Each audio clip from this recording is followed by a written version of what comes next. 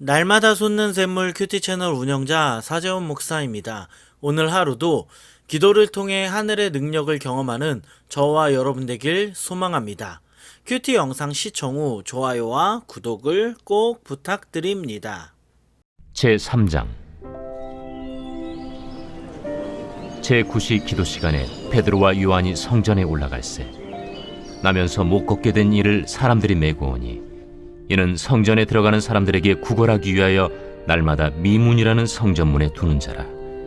그가 베드로와 요한이 성전에 들어가려 함을 보고 구걸하거늘 베드로가 요한과 더불어 주목하여 우리를 보라. 그가 그들에게서 무엇을 얻을까 하여 바라보거늘 은과 금은 내게 없거니와 내게 있는 이것을 내게 주노니 나사렛 예수 그리스도의 이름으로 일어나 걸으라.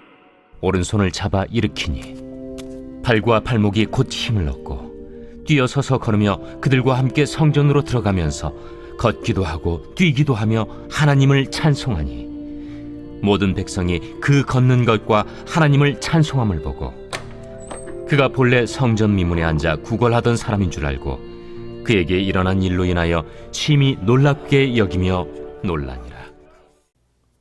오늘 우리가 읽은 본문은 너무나 유명한 말씀입니다. 본문은 사도들이 행한 많은 기적 중에 최초의 기적을 기록하고 있습니다.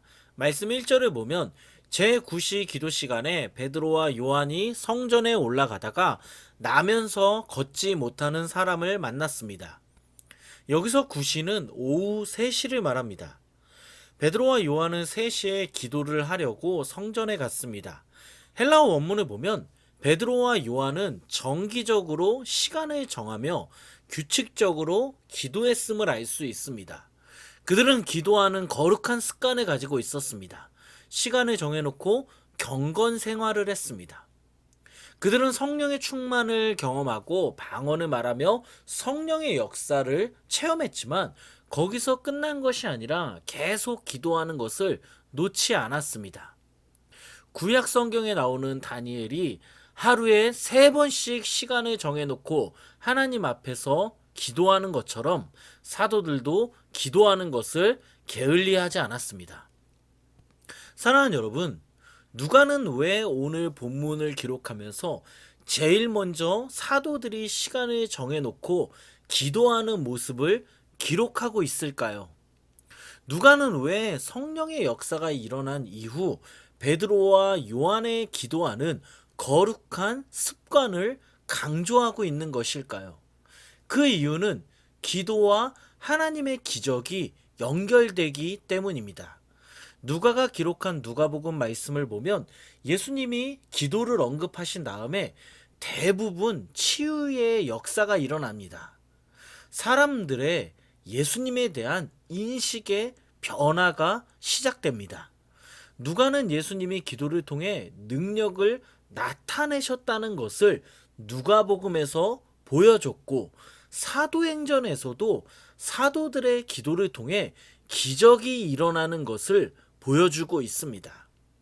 사도행전을 읽다 보면 바울도 선교 사역을 하다가 기도의 장소로 가던 중에 기적이 있었던 것을 2차례나 기록하고 있습니다. 그러므로 여러분, 하나님은 기도하는 사람을 통하여 역사하십니다. 하나님은 기도하는 사람을 위해 영적인 사건을 예비하시고 영적인 사건을 통해 하나님의 영광을 나타내십니다.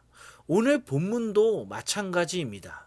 하나님은 기도하는 베드로와 요한을 통해 자신의 능력을 나타내시고 하나님의 영광을 나타내셨습니다. 베드로와 요한의 거룩한 습관인 기도를 통해 하나님은 영광을 받으셨습니다. 사랑하는 여러분, 잘 생각해 보면 우리는 어떤 거룩한 습관을 가지고 있습니까? 어떤 거룩한 습관이 우리에게 있습니까? 2021년은 거룩한 기도의 습관을 가질 수 있는 저와 여러분 되길 소망합니다. 성경을 읽는 것 중요합니다. 말씀을 암송하는 것도 중요합니다. 우리가 매일매일 요즘 살펴보고 있는 사도행전을 묵상하는 것도 중요합니다. 모든 것이 다 중요합니다.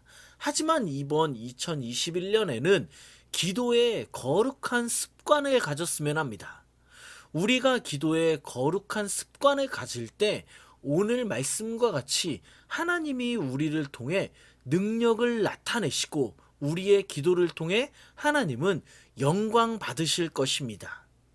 우리의 거룩을 파괴하는 더러운 죄의 습관을 끊어버리고 거룩한 기도의 습관을 가지는 저와 여러분 되길 소망합니다. 1시간, 2시간 기도하지 않아도 좋습니다.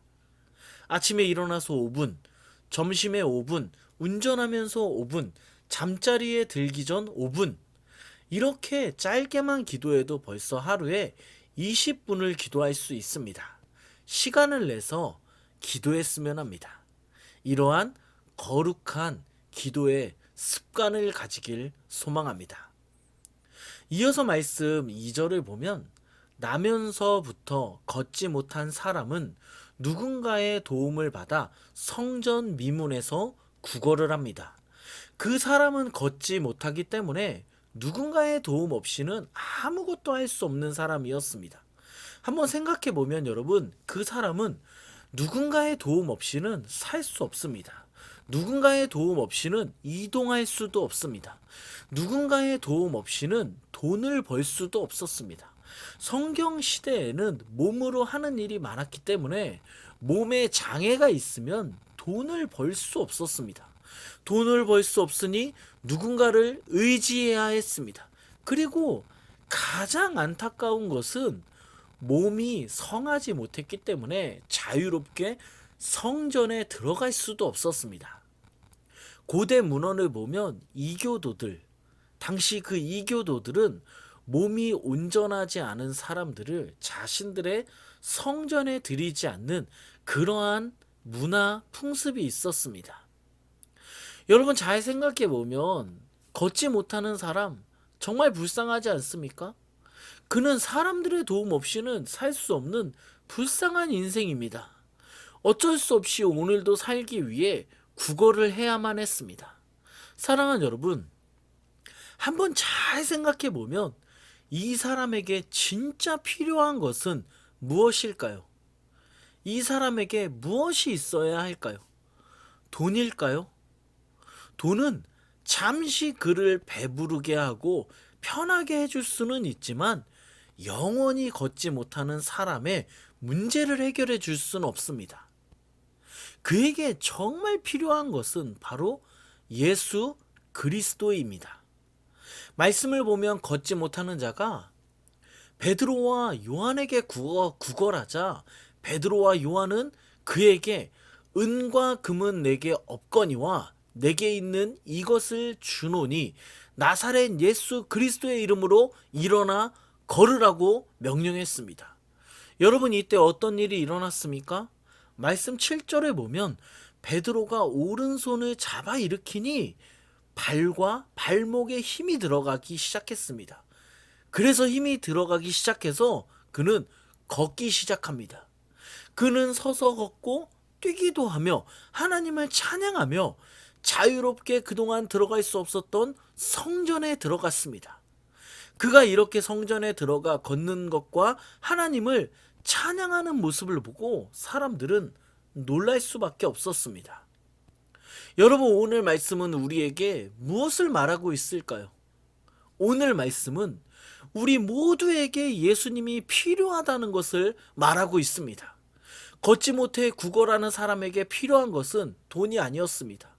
그에게 필요한 것은 음식도 아니었습니다. 그에게 필요한 것은 사람도 아니고 그에게 필요한 것은 오직 그를 일어나 걷게 할 수 있는 주님 예수 그리스도가 필요했습니다. 여러분 이것은 우리도 마찬가지입니다. 사랑하는 여러분, 지금 우리에게 필요한 것은 우리의 물질적인 문제를 해결해 줄 수 있는 돈이 아닙니다. 우리의 문제를 해결해 줄 수 있는 사람이 아닙니다. 지금 우리에게 필요한 것은 우리의 근본적인 모든 문제를 해결해 주시는 예수님이 우리에게 필요하다는 것입니다. 영적인 것과 물질적인 모든 것을 동시에 해결하시는 예수 그리스도가 우리에게 필요합니다. 오늘 이 말씀을 기억하며 우리가 우리의 문제를 해결하고자 붙들었던 금과 은을 내려놓고 우리의 모든 문제를 해결하시는 예수님만을 바라보며 예수님만을 소망 삼아 살아가는 저와 여러분 되길 예수 그리스도의 이름으로 간절히 축원합니다. 금과 은이 없어도 예수님만 우리 가운데 계시면 우리는 모든 문제를 해결할 수 있습니다. 오늘 이 말씀을 기억하며 같이 기도하겠습니다. 하나님 아버지 감사합니다. 오늘도 말씀을 알게 하시니 감사합니다. 하나님 아버지, 기도하는 거룩한 습관을 가지길 원합니다. 우리가 1시간, 2시간 오래 기도할 수는 없지만 짧게라도 하나님께 계속 기도하는 습관을 가지게 하여 주시옵소서. 어떤 상황 속에 있든지 기도를 놓지 않게 하여 주시옵소서. 또한 하나님 아버지 기도합니다. 하나님, 우리는 예수님이 필요합니다. 우리에게 금과 은이 필요한 것이 아니라 예수님이 필요합니다. 우리가 붙들던 금과 은을 내려놓고 오직 우리의 모든 문제를 해결하시는 주님만을 의지하고 주님께 소망을 두며 살아가는 우리 모두 되게 하여 주시옵소서. 이 모든 말씀 예수님의 이름으로 기도드립니다. 아멘.